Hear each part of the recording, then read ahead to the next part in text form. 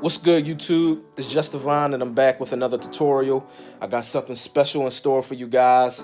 This is for all of you guys who are purchasing MIDI kits, and I'm gonna speak for myself. When I first started using MIDI kits, I took everything as face value, and what I mean by that is, if it had a tempo of 140, I used it specifically at 140.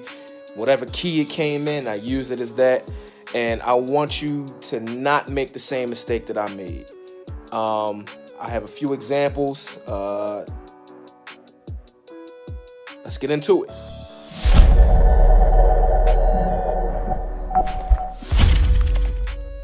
All right, as stated in the intro of the video, this isn't intended to expose how Epikh Pro made Bryson Tiller's Don't. It's to show you, how he made it, and so that you don't make the same mistake I made. Because as I said, I got bent, when all I did was take, the MIDI and plugged it in and added a sound and EQ'd it, and hey, I made a beat. I didn't do any of the things that I'm about to show you. How you can season your sauce and make any MIDI your own. So first, before I do that, I want you to hear what the this is from Best Behavior. This is from, I can't recall where I got this from. I'm not sure where, but let's listen to it.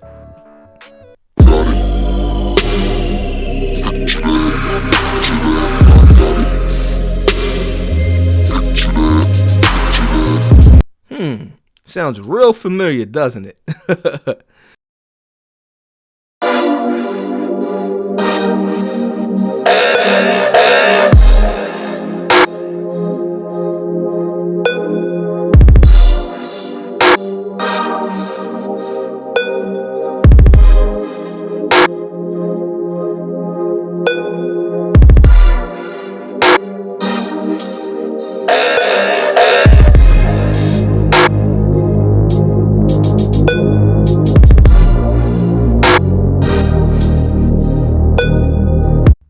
All right, so you hear the tempo's the same, the key signature is the same. Fellow producers, do not do this. Do not take the MIDI that you get, plug it, drop it in, put a sound on it, mix it, add drums, kicks, hi-hats, and call it your own. This is what you want to do. So here's MIDI. Here's a MIDI kit that I used to make this beat. I'm not sure what the signature was in. I can figure it out if I counted everything, but that's not why we're here. I want you to hear what this MIDI sounds like, and it had a tempo of 110 is what it came with. So let's take a listen to it.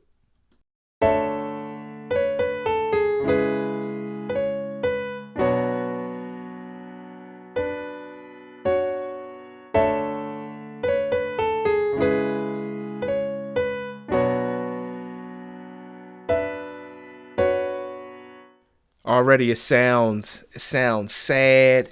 It sounds full of emotion.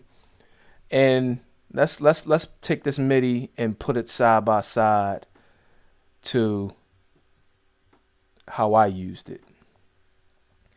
So right off the back, you can see that I got rid of the bottom notes, which are your bass notes. And I transposed the key signature by 5 semitones. So doing that, now let's listen to what it sounds like.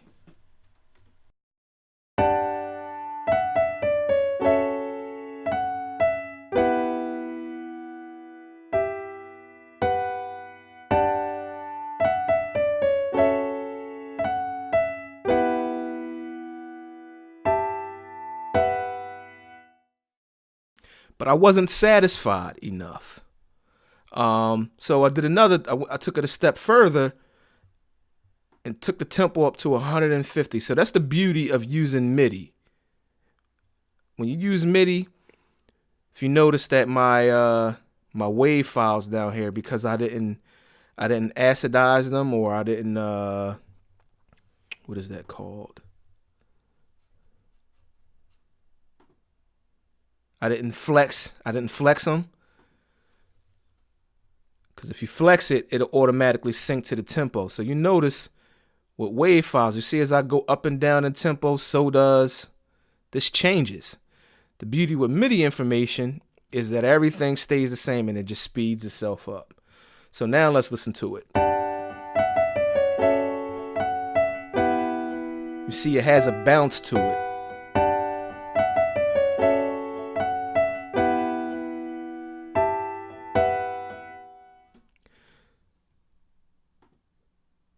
Now, I want to get into the sauce part. This is how you season your sauce. So, what I did was I started with Effectrix, and then I put MRhythmizer on. If you don't know, MRhythmizer is a third-party plugin. This is what I would use when I want to get that half-time, that half-speed effect that us Logic Pro users aren't privy to. We have to go to third party vendors to get the effects that we want. Whereas though FL Studio users, all they do is open up what is the name of that thing called? It's called Gross Beat. That's what it's called. It's called Gross Beat. So we're not privy to having Gross Beat on Logic Pro. So we gotta go to third party vendors in order to get that effect. But nonetheless, what I did was I opened up Effectrix and I just looked for something that to me that was pleasing to my ears, and this is what I came up with.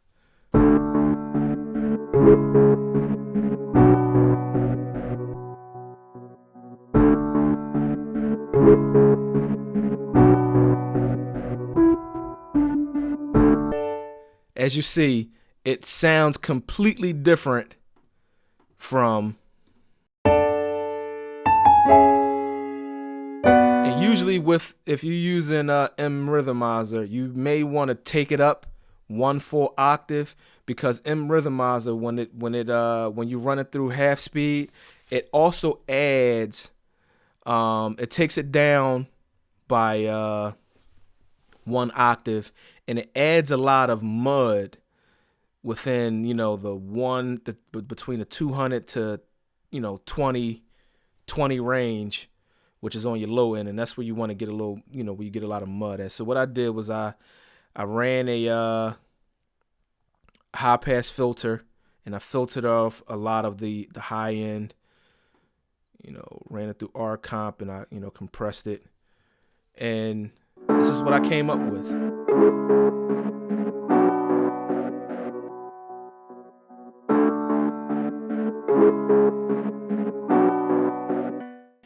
And this makes it so unrecognizable. I could take this same MIDI and I could flip it. I could open this up and turn on turn on time handles,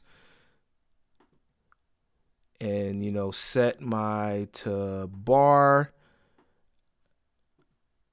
I could do so much to this. And this is another little trick that I do. Here, I just reversed the entire MIDI. So that's a little nugget that I threw in there that you probably wasn't even expecting. Bam. But let's take it back. But the whole objective is this is why guys are able to bang out 15 records in a day. They're taking these MIDI kits, they're throwing halftime on it, they're throwing all kinds of crazy effects, and they're adding their own instrumentation, and in a sense, they're seasoning their sauce. They're taking something that was intended for something else and they're making it their own. And that's what we as producers, what we have to get back to. And, you know, although a lot of guys are doing the same thing, you have to put your own fingerprint on it. You have to do what feels and what sounds good to you. I have a saying that if it sounds good, it is good. You can't tell me that what I just did, this is me. This is me and my expression. Likewise, it may be distasteful to me, but who am I to tell you that that doesn't sound good? Like, nah, that's just not my preference. So I hope that, you know, in the process of watching this video that you were able to take something from this, that, you know, if you're in a dry area where you know, your creative juices aren't flowing, do not be afraid of using MIDI kits, because you don't have to take these kits and do like I did 4 years ago where I made a beat and somebody else made the beat and they sounded exactly the same and get pissed off about it. There's no need to do that, because you can make it sound your own. The objective is to make it so unrecognizable that it sounds like an original composition.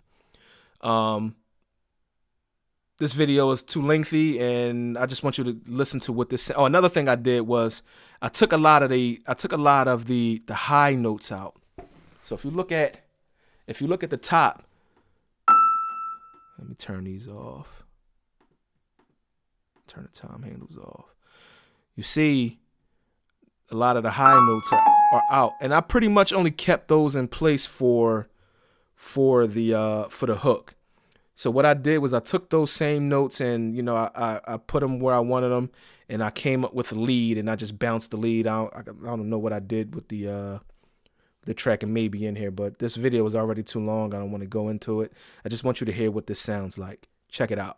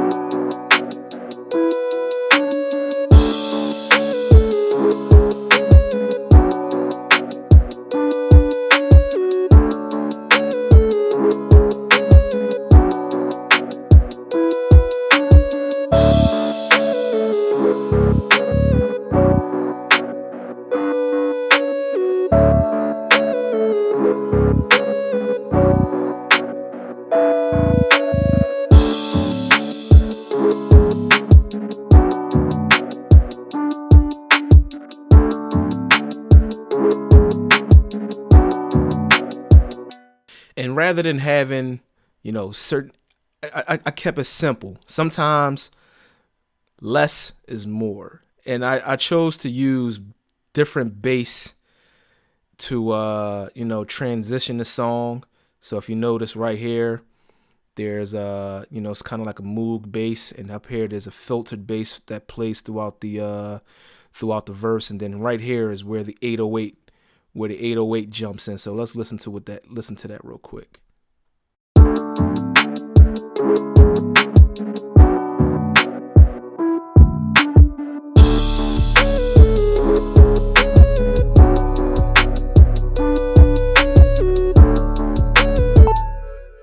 So again, sometimes less is more. Think outside the box. You don't have to have, this only has 1, 2, 3, 4, 5, 6, 7, 8, 9 sounds. And, you know, I have a complete record. So I want to wrap this video up. I appreciate you taking time out to, you know, check me out. If you haven't done so already, please continue to subscribe so that you can see further content that I'm working on, and smash that like button. It helps the channel out tremendously. You know, something as simple as just hitting a like. It costs you nothing. Again, I hope that I was able to impart something that you can take something that I use in my process, and, you know, that you can begin implementing in your own, and, you know, further what you're doing. This is how we continue to grow.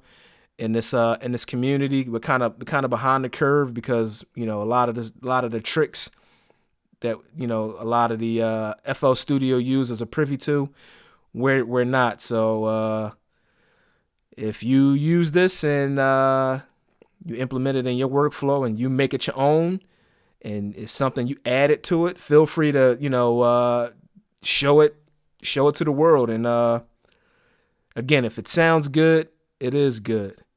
Peace.